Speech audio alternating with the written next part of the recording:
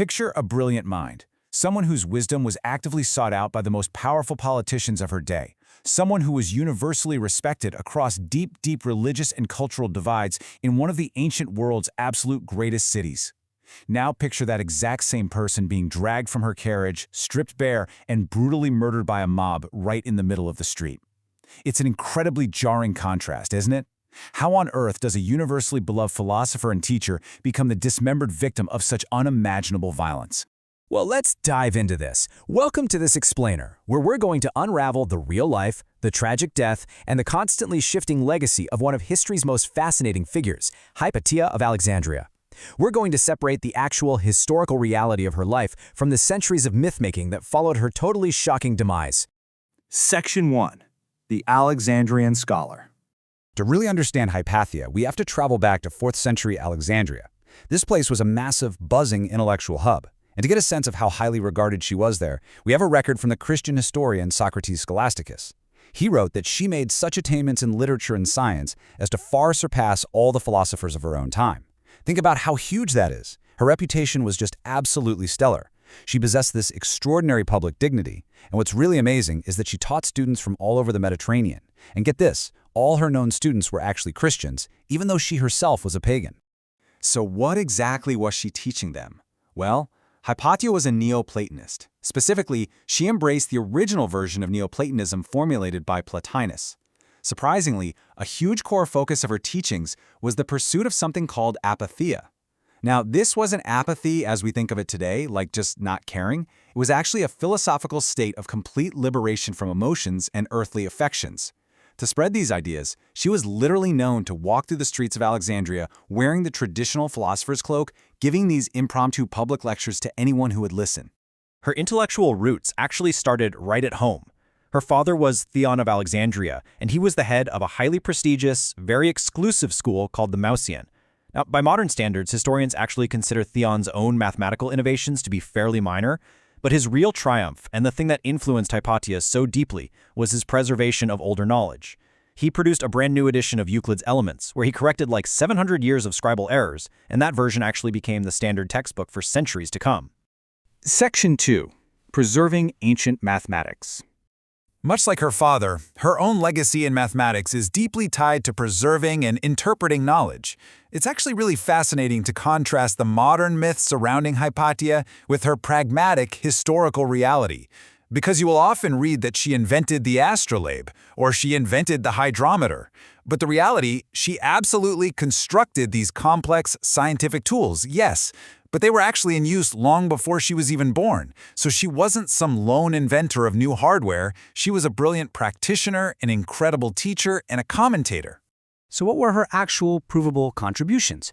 She wrote a commentary on Diophantus' massive 13-volume Arithmetica, another on Apollonius of Perga's incredibly complex work on conic sections, and she very likely edited Ptolemy's famous astronomical text, the Almagest. She also created what was called an astronomical canon.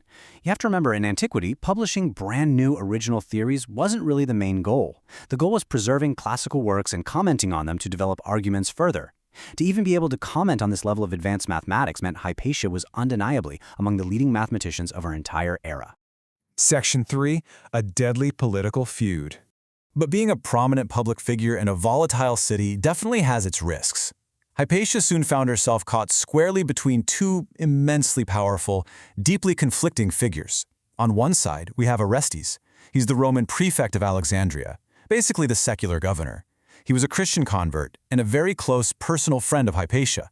On the flip side, you have Cyril. He was the newly elevated bishop of Alexandria, and he was aggressively trying to consolidate political dominance for the church. Orestes frequently consulted Hypatia for advice, because she was just universally liked. She was untouched by previous conflicts, and widely seen as a genuinely wise counselor. Well, things unraveled incredibly quickly. Following a violent conflict in the city, Bishop Cyril went ahead and closed the synagogues and expelled a number of Jews from Alexandria. Orestes, the governor, was completely outraged by this overreach and reported Cyril directly to the emperor. The tension just boiled over. A monk named Amonius started a riot and literally almost killed Orestes. In response, Orestes had Amonius tortured to death.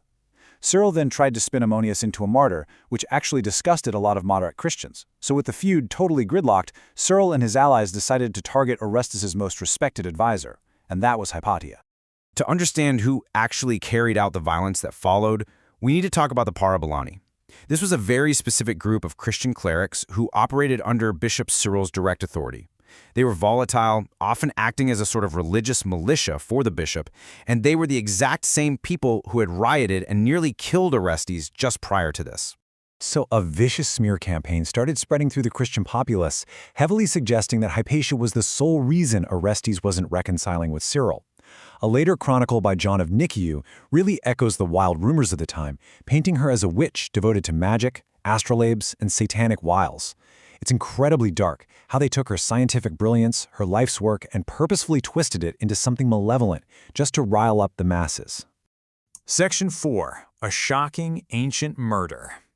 Unfortunately, those rumors work perfectly, and they culminated in one of antiquity's most infamous assassinations. I do want to warn you, the details of her death are quite harrowing. In March of 415 AD, right during the season of Lent, a mob led by a lector named Peter raided Hypatia's carriage. They dragged her to the Caesarion, which, ironically, was a former pagan temple that had been converted into a church. Right there, she was stripped naked and brutally murdered. The mob then tore her body apart, dragged her limbs through the town to a place called Cinerion, and burned them. And this burning was highly symbolic, by the way. It was the exact manner in which Alexandrians disposed of the vilest criminals to supposedly purify their city. The sheer ferocity of this attack is just stunning. The historical texts say she was killed using ostracae. Depending on the translation, this horrifying detail means she was flayed and beaten to death with either broken roof tiles or sharp oyster shells. The historian Damasichius even adds the incredibly grim detail that her eyes were cut out during the attack. The murder of such a prominent philosopher by a mob was seen as profoundly dangerous and totally destabilizing across the entire Roman Empire. It sent absolute shockwaves through the political system. An official investigation was launched, and it resulted in an imperial edict that placed a strict, hard limit on the Parabolani. That limit was 500. They were stripped of their power to attend public spectacles or even enter municipal meeting places, which temporarily removed them from Cyril's direct control. But sadly, without Hypatia there to hold Orestes' coalition together, the political opposition to Cyril ultimately collapsed anyway. Section 5. The evolution of a myth. Hypatia the person died in 415 AD, but Hypatia the symbol, she was just being born. It is wild to look at how dramatically her legacy shifts depending on the era. History essentially co-opted her story, turning this real, complex historical person into a blank canvas to project all sorts of different ideologies onto. In antiquity, pagan philosophers viewed her as a martyr for philosophy, which really fueled fierce anti-Christian sentiment.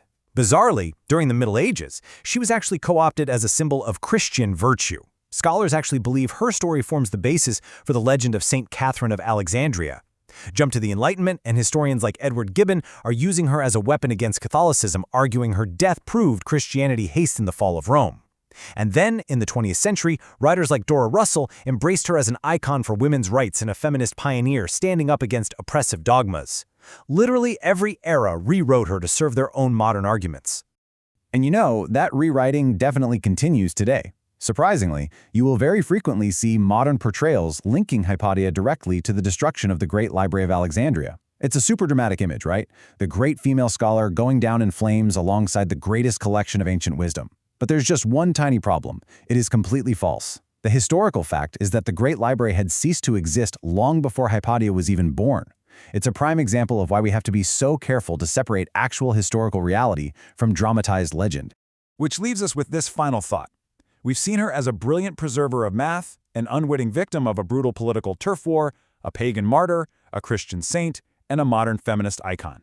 If a historical figure's reality can be overwritten by so many completely different myths across the centuries, what does our version of Hypatia say about us today? What arguments are we trying to win by telling her story?